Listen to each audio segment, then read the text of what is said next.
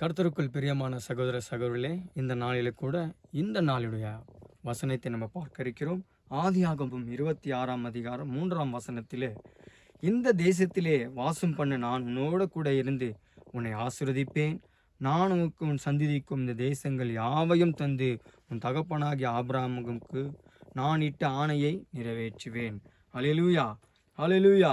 பிரியமானவர்களே, ஆண்டவர் சொல்லுகிறார் என்னென்ன, இந்த தேசத்திலே வாசம் பண்ணும்போது நான் உன்னோட கூட இருந்து, நம்ம இருக்கிற இடங்களிலே தெய்வம் நம்மோட வாசம் பண்ணும்படியாக, தெய்வம் உங்களுக்காக எனக்காக எந்த ஒரு இடத்த நேர்த்தி பண்ணி நமக்கு உண்டாக்கி கொடுத்திருக்கிறாரோ அந்த இடத்துல நம்ம என்ன பண்ணணுமா, நம்ம வாசம் பண்ணும்பொழுது ஆண்டவர் நம்மோடு கூட இருக்கிறார்.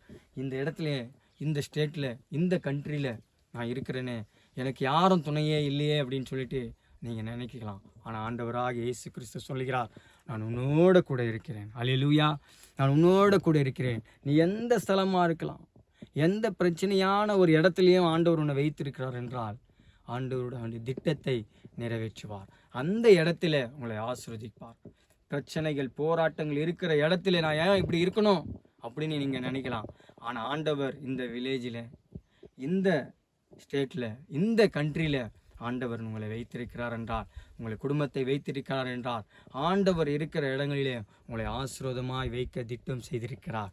பிரியமானவர்களே, ஆண்டவர் நம்மளுக்கு எந்த இடத்திற்கு போக சொல்லுகிறாரோ, எந்த இடத்துல ஊழியம் செய்ய சொல்லுகிறாரோ அந்த இடத்துல நம்ம வாசம் பண்ணும் பொழுது ஆண்டவர் சொன்னது போல தான், ஆபிரகாமை ஆசீர்வதித்தவர் இல்லைங்களா, ஈசாக்கை ஆசீர்வதித்தவர், யாக்கோபின் சந்ததிகளாய் ஆசீர்வதித்தவர் ஆண்டவர்.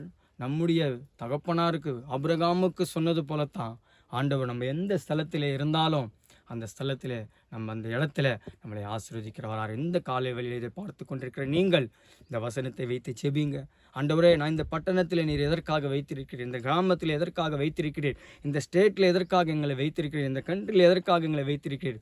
ஆண்டவர் உங்களை கொண்டு, உங்கள் குடும்பத்தை கொண்டு, உங்கள் பிள்ளைகளை கொண்டு பெரிய காரியங்களை செய்ய வல்லவராக இருக்கிறார். அல்லேலூயா. தேவன் தானே இதை ஆசீர்வதிப்பாராம். கண்களை மூடி நாம் ஜெபித்துக் கொள்ளலாம். நேசிக்கிற பரலோகத்தின் பிதாவே, ஆண்டவரே, இந்த நல்ல நாளுக்காக உமக்கு நன்றி செலுத்துகிறோம். நீர் நல்லவர், பெரியவர், நீர் அற்புதங்களை செய்கிறவர். ஆபிரகாமுக்கும் ஆண்டவர் ஈசாக்குக்கும் யாக்கோபுக்கும் சொன்னது போல, நீர் இஸ்ரவேல் ஜனங்களும் எங்களோடு கூட இருந்தது போல, நீர் ஆசீர்வதிப்பேன் என்று, நீர் எங்களோடு கூட இருப்பீர் என்று நாங்கள் நம்புகிறோம். நீர் எந்த இடத்துல எங்களை வைத்திருக்கிறோ நாங்கள் உம்மை பெருமை பாராட்டும்படியாக, வாழும்படியாக, தேவனே கிறிஸ்துவை நாங்கள் வெளிப்படுத்தி வாழ்கிறவர்களாக இருக்கும்படியாக உதவி செய்யுங்க. நீர் வல்லவர், நீர் போதுமானவர், நீர் எங்களோடு இருங்க ராஜா. நீர் எங்கள் எந்த நோக்கத்தோடு எங்களை கொண்டு வந்து இந்த இடத்துல வைத்திருக்கிறீரோ நீர் பெரிய அதிசயங்களை செய்வீர். உம்மை நம்பிக்கைகளை ஒருபோதும் வெக்கப்பட்டு போகாதபடி செய்கிற தேவன். சிறிய ஊழியங்களாக இருக்கட்டும், சபையாக இருக்கட்டும், எந்த இடத்துல வீடுகளாக இருக்கட்டும், நீர் எங்களை இந்த பட்டணத்திற்கு எதற்காக கொண்டு வந்திருக்கோம், எதற்காக இந்த காரியங்களை ஒவ்வொரு கரங்களில் கொடுத்திருக்கிறோ நீர் செய்ய வல்லவராக இருக்கு. நீர் ஆபிரகாமை ஆசீர்வதித்தது போல, ஈசாக்கை ஆசீர்வதித்தது போல, யாக்கோபை ஆசீர்வதித்த போல அனைவரையும் ஆண்டவரை இதை பார்க்கிற ஒவ்வொரு குடும்பங்களையும் ஆசீர்வதிங்க. நீர் எங்களோடு கூட இறங்கிக்கிறதற்காக நன்றி.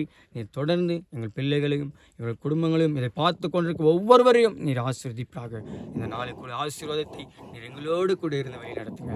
எல்லாம் இயேசு நாமத்தில் கேட்டுக்கொள்கிறோம், ஜீவனுள்ள நல்ல தகப்பனே, ஆமென். ஆண்டவர் உங்களோடு கூட இருந்து, ஆபிரகாமோடு கூட இருந்த தேவன், ஈசாக்கோடு கூட இருந்த தேவன், யாக்கோபோடு இருந்த தேவன், உங்கள் குடும்பத்தோடும் நீங்கள் இருக்கிற ஸ்தலத்திலும் உங்களோடு கூட இருந்து உங்களை ஆசீர்வதிப்பார்.